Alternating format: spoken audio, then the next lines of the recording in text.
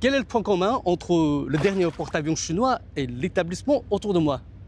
Tous les deux portent le nom Futian.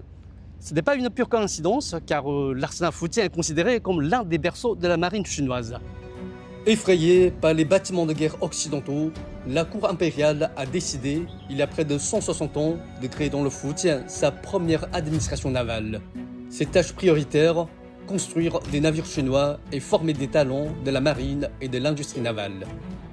L'institution a embauché des Français pour la construction et des Britanniques pour la navigation.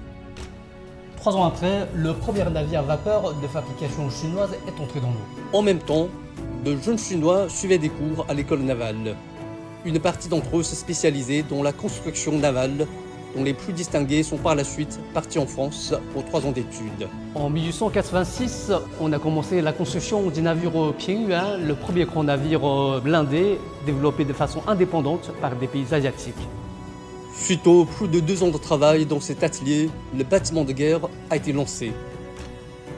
Après avoir construit une quarantaine de navires, l'administration navale a fermé ses portes en 1907.